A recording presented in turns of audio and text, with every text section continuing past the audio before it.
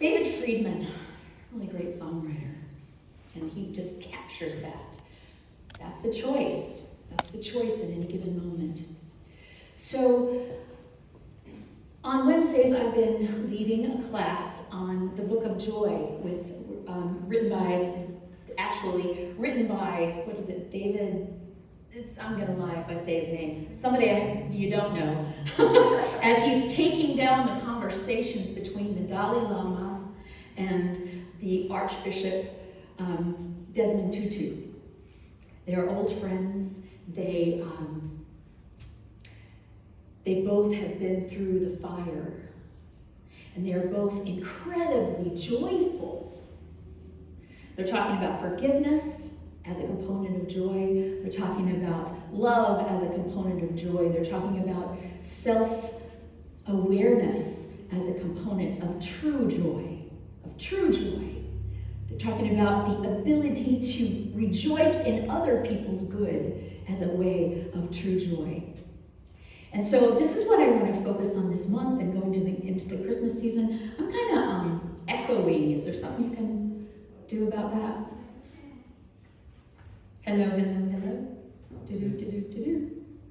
By the way, update, that's better. Update on our sound system. It has been ordered. All of the components. It looks like most of them are going to be pretty available pretty soon, but as we all know, there are some problems with shipping and things getting where they need to be. So we're going to have to be patient again, but it's happening. It's on its way. And our lighting, which is part of all of that, will be installed this week by John Leach over here. We already purchased that. So we're on our way. It's getting better, and we will, it would be really cool to have it in by Christmas, but we'll see. I'm not getting my hopes up about that. It'll be here when it's time for it to be here, and we will enjoy it when it gets here. So, I have been in this idea of joy. I've also been reading a book that I read when it first came out about, I guess it's been 21, 22, 23 years, something like that, I don't remember exactly, but called Loving What Is. And what Byron Katie, who wrote the book, talks about is if you want to have joy, if you want to have peace in your life, you have to make peace with what is, not try to make what is fit into your idea of peace. See how one works and the other one doesn't? It seems so obvious, and yet we do it all the time. And what she talks about is that nothing in the world makes us angry. It's our thoughts about that thing, right? The boat floating didn't make him angry, but he had a thought about that boat. Somebody, and it wasn't even somebody. And when there's only a boat to be angry at, you feel kind of stupid. Although probably I could go, somebody left that boat up here.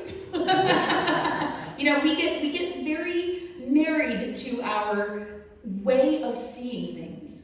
And so as an introduction to this, and this is a very, very deep spiritual work that I've worked with, and I am looking at in the new year doing some more work with it on possibly a small group or individual basis for those of you who are interested. So this week and next week is just an introduction to what she calls the work. And the first thing you have to know is that you can only do work on your own business. And there's three kinds of business in the world, she likes to say. There's my business, there's your business, and there's God's business. So if you want to know whether it's your business or not, I will ask you this question. Is there anything you can do about it? It doesn't count forcing someone else to do something about it. Is it under your control? If it's not under your control, then I suggest it's someone else's business. It's theirs or it's God.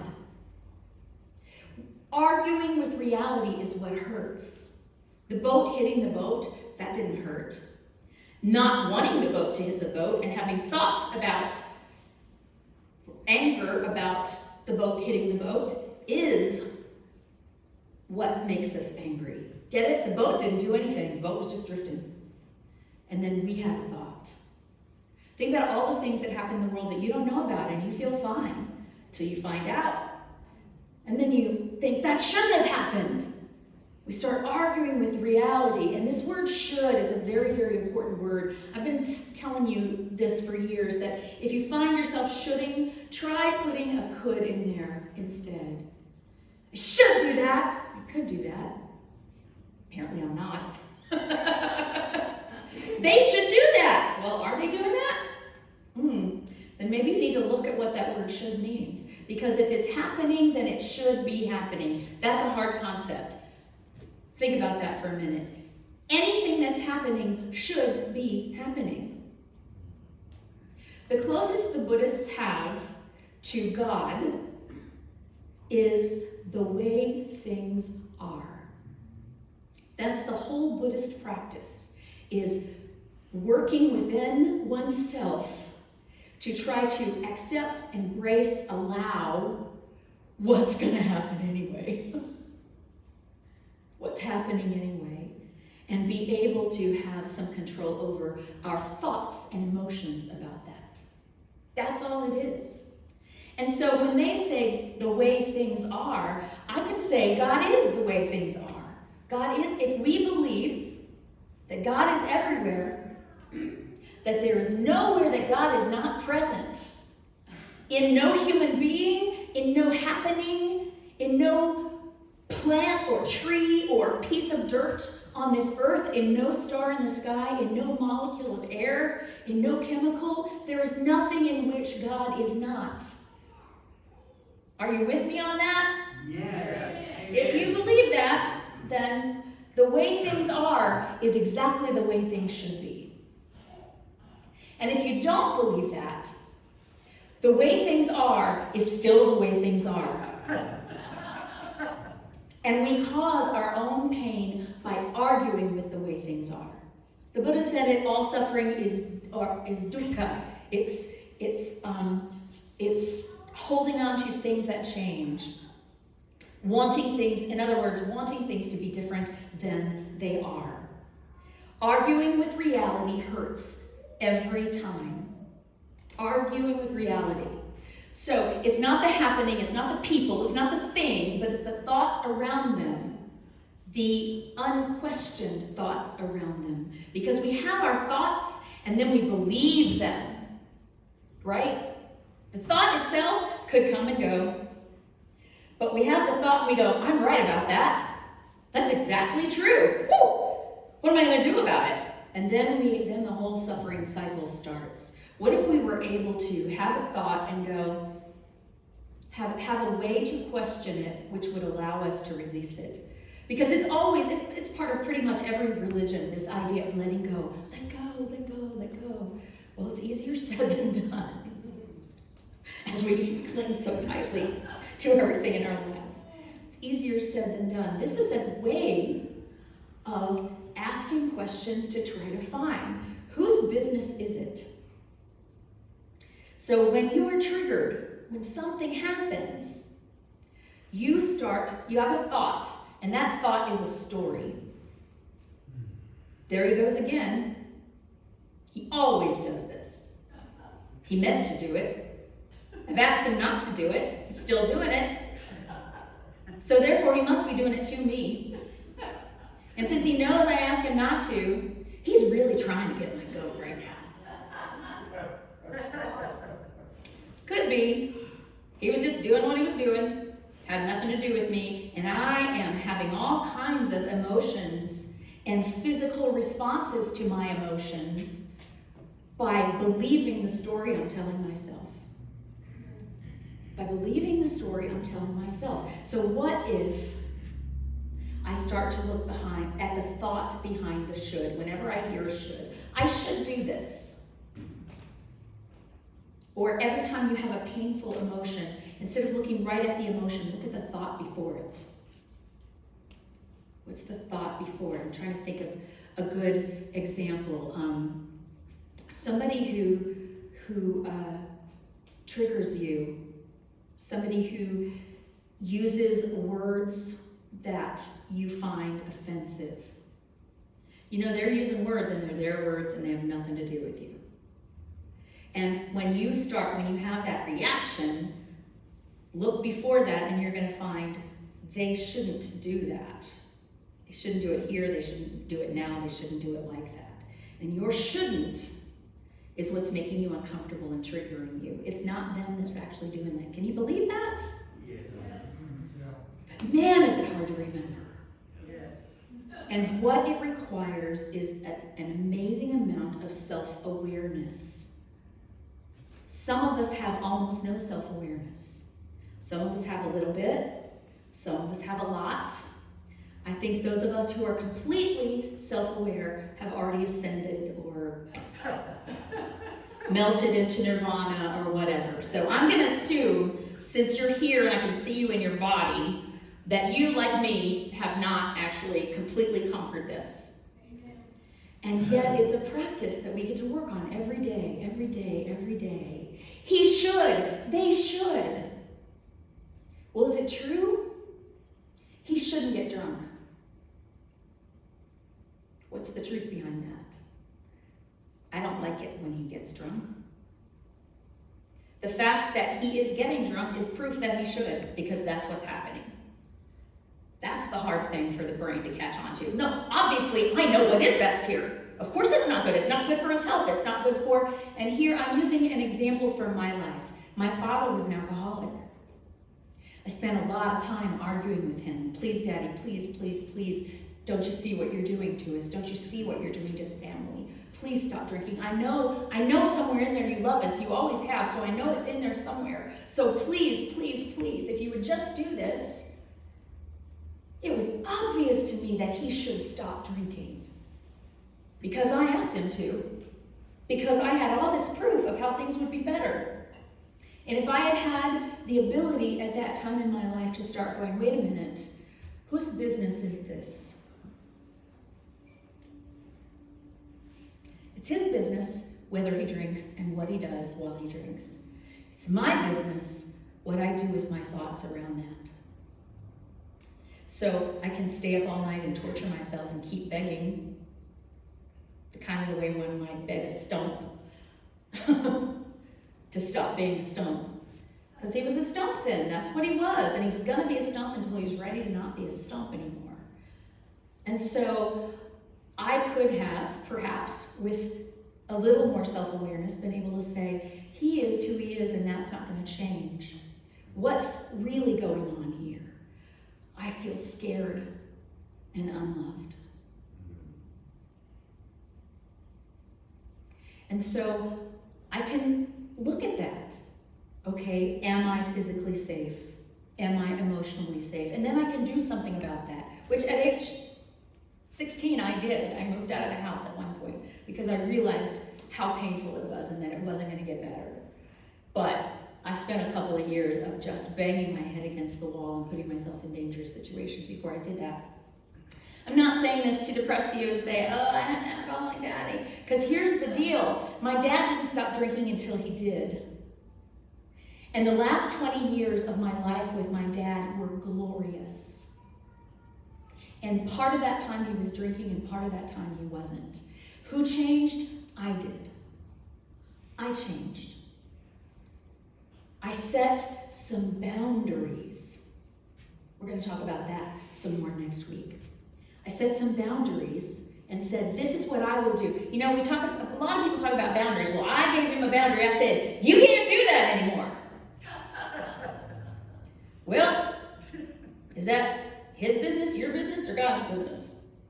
What he's doing is his business. So the boundary is, if you're going to do that, I'm going to do this. Or whatever it may be. And then you have to actually do it. Or it's not a boundary, it's a threat. Or an ultimatum. And so, should something be happening?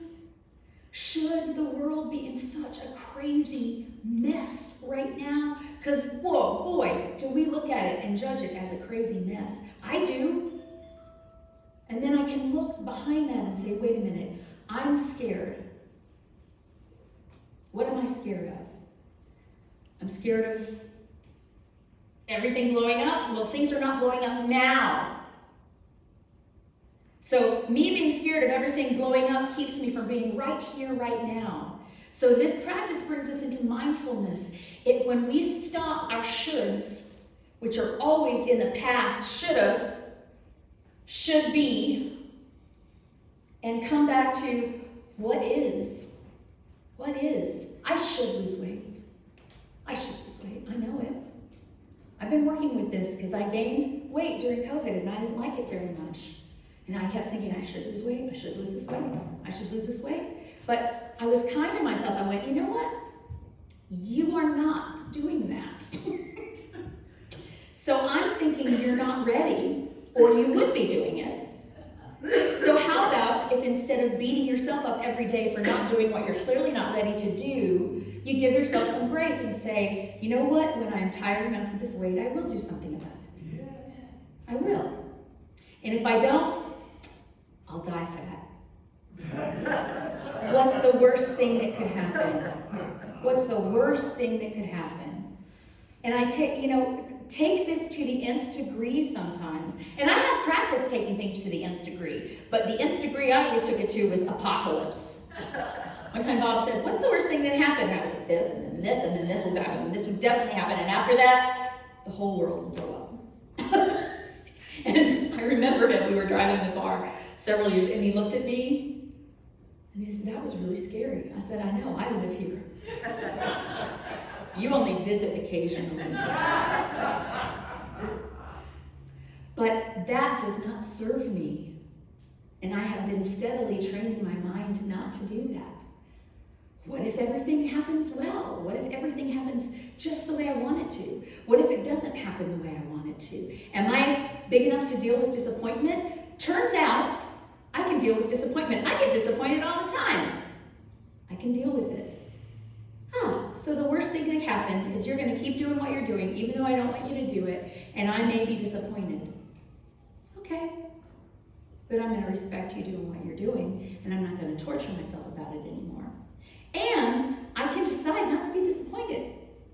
I can decide to go, that's what you're doing. I don't have to spend any mental energy on that at all. If the thing that they're doing, and I'm sorry, Bob, I'm always using you. If the thing that so he came last night, he was being playful, and he picked up my bubbles that I had bought for the retreat, and he was blowing them at me, and he was like, look, bubbles, and then he dropped the whole thing on the floor. I was like, can you really not do anything without making a mess? We both just laughed and laughed and laughed at it. But here's the deal. He's going to do what he's going to do. Now, I cleaned it up. Not that he should have cleaned it up. It was his mess. But what I know is that I don't like the way he cleans things up. And so, if it's important to me that they be clean, then I get to do that and accept responsibility that was my choice. I want it to be cleaned this way. He would have cleaned it his way. I wanted to clean it my way. And I accept responsibility for that, and nobody's mad. Nobody's mad. These are just tiny, there's the tiny example and there's like the big example of my dad. This works in any place in your life. The thing is, we have to start investigating. It's not the thoughts themselves. We get the thought and we can release it, but if we investigate the thought, then it will not take us over. We do not have to attach a story to it. We do not have to take it and stuff it into a bag and throw it over our shoulder and carry it around with us. Those things are really, really heavy, y'all. Those shoulds are really heavy. What if you didn't live in a world of should anymore? Would you be present to everything that is, just as it is right now? So we get to look at what is. We get to look at what we want. We get to look at what other people are doing that we don't like and hold it up to reality. Is this real or am I making it up? I'm making it up that it's not okay for him to pour bubbles on the floor because he just poured bubbles on the floor. So that's the proof that it should have happened. It did happen. In God's world, everything happens for a reason. Or if you're a Buddhist and don't believe in God, everything happens just as it does. Everything happens just as it does. And then our decision, our choice, is what to do about it, is what we're going to do about it, how we're going to feel about it. And we can choose, as Kay so beautifully sang to us, we can choose love. We can choose love. We can choose trust. We can choose to know that I'm still alive. All of those times that I thought, this is going to kill me, haven't yet. And when the time that comes that does kill me, I won't have any control over that either. So how about if I just live the life I have? That is what I hope. And the last thing I'll say is, until we know we have a choice, we don't have one. So we, just by being here, by having put ourselves on a path of wanting to know, of saying there has to be more to this world than it looks like, we are the lucky ones now. We're the lucky ones who know that it could be different. We're the ones who know we always have a choice. We're the ones who know that we can be in peace with reality or fight it. Next week, I'm going to introduce you to some actual questions that you can use as the inquiry. Like I say, this is deep work, but you can do it right away, and you can do it on something small. When you have the thought that shouldn't happen, question yourself about it. Really? Because it did. What are my feelings about it? Those are my choice. Whose business is it? If it's anybody's but mine, nothing I can do, so I might as well just keep walking. Thank you.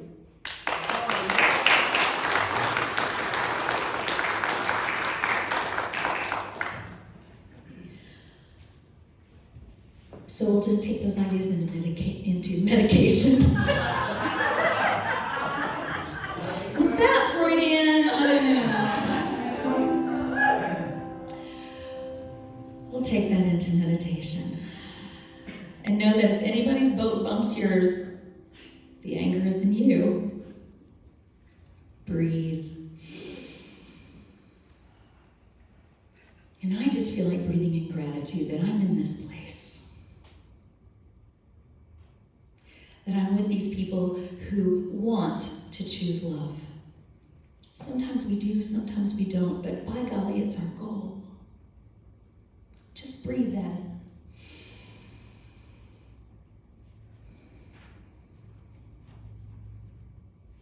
Thank you, God,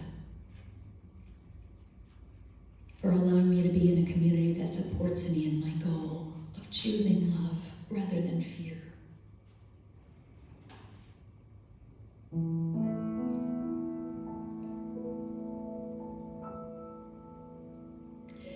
And when I do so, every action that I take is something beautiful for God, is something beautiful for the world, is something beautiful for reality. The words of that song were the words of Mother Teresa: let every action of mine be something beautiful for God.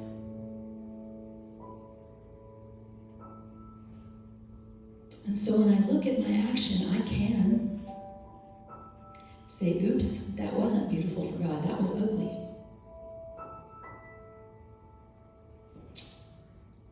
Or I could breathe even deeper into it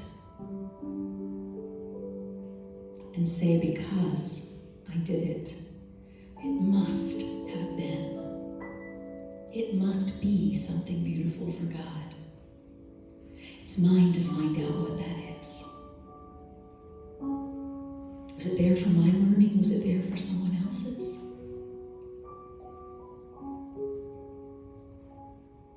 I can inquire with curiosity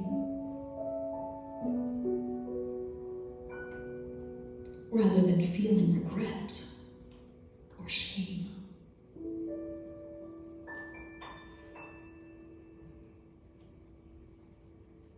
I can hold it lightly rather than desperately trying to find someone to blame.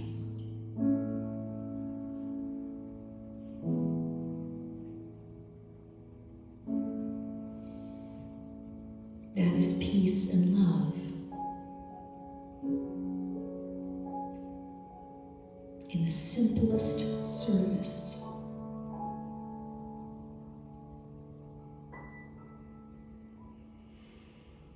So this idea of following our joy, of making our way to our joy, of stop resisting the things that take our joy away, which is basically our minds.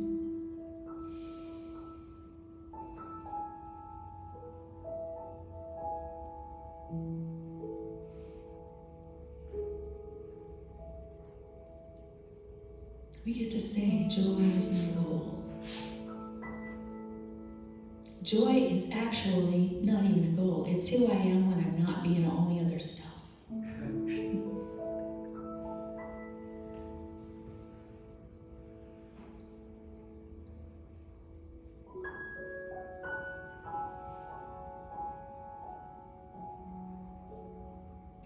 And maybe I'm triggering someone else. Maybe they're really mad at me. Then I get to look at that. Did I do something harmful?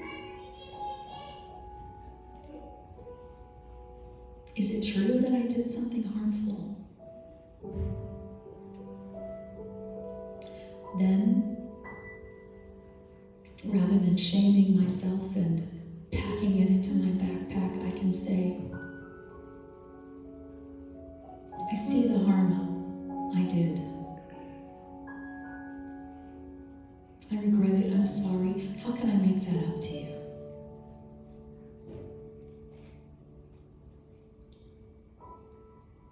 Or simply step forward knowing that that is a harm that we now know better than to keep causing again and again and again. We get to choose to let that one go.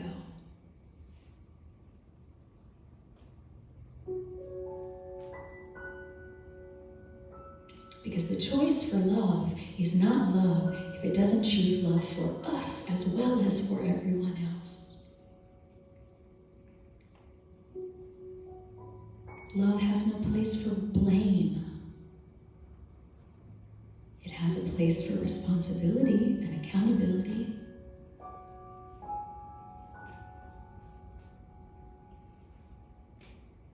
Breathe in a deep breath. Perhaps say to yourself, I am responsible and accountable for my actions. Now I have to have an opinion on anybody else's.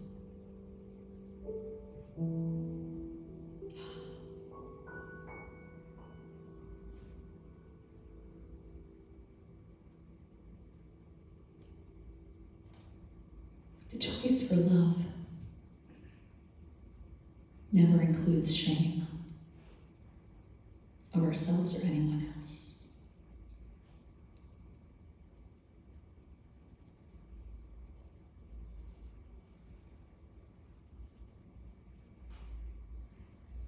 The joy that we nurture in our lives. I know I say this a lot, but take this in. Joy is your birthright. You were born joyful. And then somebody took you out of a dark place into the light and slapped you. And you had your first moment of not joy.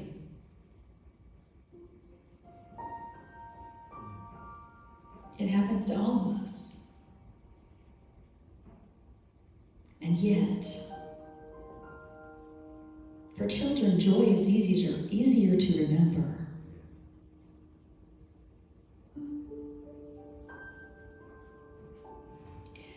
Children haven't told as many stories to themselves as we have.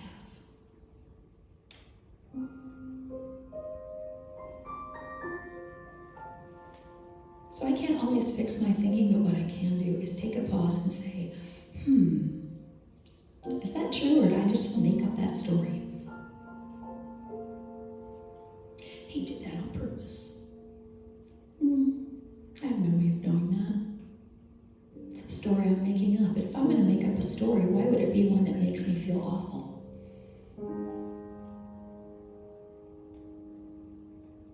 What if my story is, he did that, and here I am, still in my joy? It's not only possible, it's your birthright.